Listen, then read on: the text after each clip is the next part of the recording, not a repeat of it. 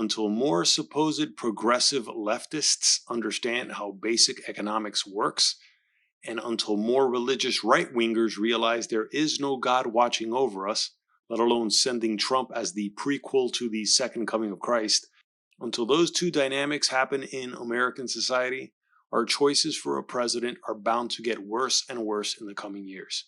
And don't assume that democracies last forever. People can and have voted for dictatorships. This is why freedom isn't free. However, not all hope is lost. More people will hopefully see the need for both liberalism and conservatism since they're not mutually exclusive. But for now, in this 2024 election year, we're officially stuck with two doddering senior citizens, which begs the question, why aren't these people enjoying their retirement years with their families and loved ones? Why do they feel so compelled to continue being in power? Unfortunately, this is just the way certain human beings function. Some people have to be in the spotlight, and more than that, they have to be at the highest levels of power. And that's who Joe Biden and Donald Trump have proven themselves to be. You needn't be a professional psychologist to see that these men are beyond attention-seeking, status-climbing egomaniacs. They're possibly megalomaniacal psychopaths. They're both liars, that's for sure. There's more than enough documentation on so many untruths, to put it mildly, that these men are guilty of stating in front of cameras. And neither live up to the ethos that they supposedly represent. Because if the Democrat Party is supposedly about the working middle class, Joe Biden is hardly that. Never aspired to it either. This is not a man who dedicated his life to truly serving the public as much as he serves himself. As for Trump being the embodiment of the Republican Party's fiscal conservatism, let alone family values they claim to uphold, Trump is hardly that either. He is a man who left his first wife and family behind for a fashion model who ended up cheating on him. So much for his judgment of character. Then he gets married to a third woman who clearly has to be with him for his money because it's most definitely not for his looks, and still he cheats on her while she's pregnant with a clearly overpriced hooker that he had to pay over $100,000 in hush money. So much for his business smarts. Yet these are the options that millions of Americans have somehow found to be the only options we have among the number of other candidates that too many primary voters thought, nah, they're boring or something's off with them. And you can't blame primary voters for that, because the kind of people who want to be in positions of power over others are not to be trusted entirely. It's never simply about public service or the nation. It's usually about self-service and a grandiose legacy they want to leave behind. So does our democracy need a major overhaul? Granted, not anyone should be allowed to run for president. But it seems like our choices are ultimately thanks to major donors that want to make sure their luxury boats aren't rocked too hard with certain regulations that could affect their fortunes.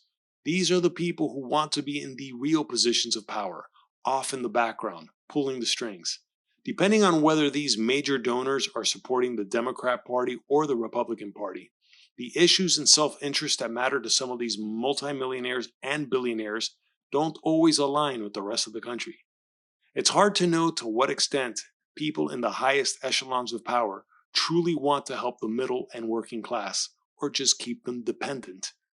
That's why Republicans want cheap labor to keep businesses profitable, and Democrats offer voters free stuff since most Democrat politicians aren't exactly entrepreneurs or job creators. They tend to be legislators and managers, people who don't necessarily create opportunities for others, but definitely create opportunities for themselves. And that's not to judge, it's just to identify the type of person that most Democrats and Republicans are. And it's been shown, Democrats, as well as Republicans, are the result of distinct personality types that go beyond psychology. It's just the way people are hardwired. Most Democrats are hardwired to be more socially liberal and attuned to others' feelings, which is why they're so focused on civil rights issues more so than balancing budgets. Whereas most Republicans tend to be more fiscally conservative and interested in preserving certain societal norms and conventions, which is why they aren't so open to gay and transgender issues, for example. And many people who are quite liberal in their youth tend to become conservative in their later years, and enough conservatives in their later years tend to mellow with age and conversely become more open and agreeable to things they wouldn't have when they were younger. But unfortunately, Too many people feel they need to pick a side, and that's when the needless division begins, and certain stereotypes rear their ugly heads. That's why most Democrats who are wealthy either inherited their wealth or married into it. It's also why they want government to solve so much of our problems. That way they don't have to donate their wealth to charities, unless, of course, they run those charities themselves. It's also why so many of them are accused of being champagne socialists and caviar communists, or sometimes outright Marxists.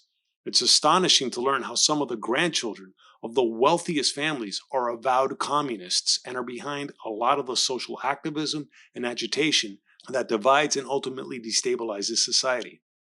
Republicans, on the other hand, are a different breed altogether.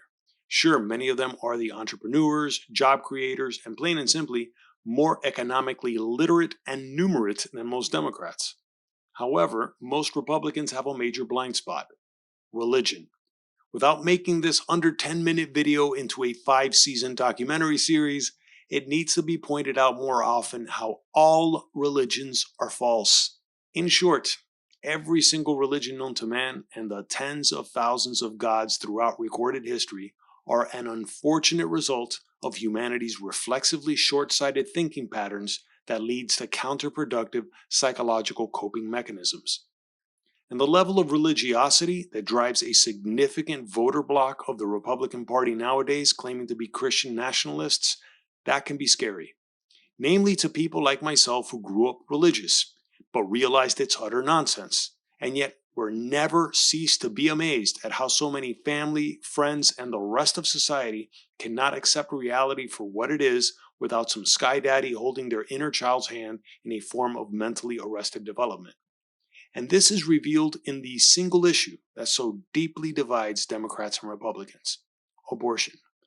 Too many Republicans who are pro-life are not so much against abortion simply because they feel sorry for babies they'll never adopt themselves, but because they want to get into an imaginary heaven and receive an imaginary pat on the head by an imaginary Jesus. And that's a truth you won't be hearing even in left-of-center news outlets like MSNBC, CNN, or PBS, who, for all their Republican bashing, they also know when to bite their tongues. They know where their bread is buttered. And that truth is definitely not going to be mentioned on Fox News or any other conservative talk shows or podcasts that will never admit the utter falsehood that is their religion, since most of their business model would collapse overnight. And that's a major reason why we're ending up with Biden versus Trump again for 2024. Because of most Americans' inability to think just a little harder about economics and reality for that matter.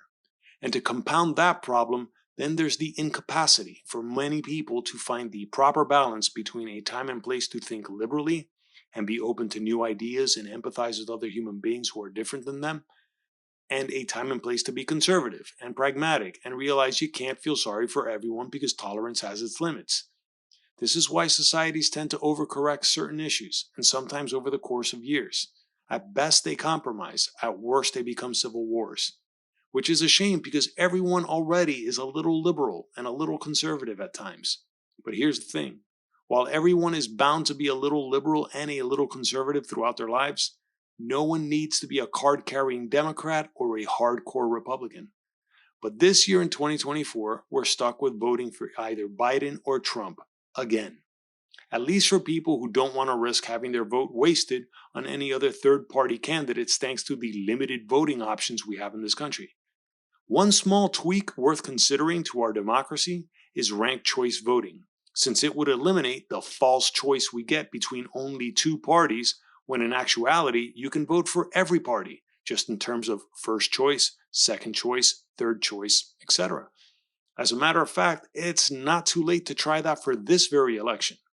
There is no immutable law of physics to stop us from doing this.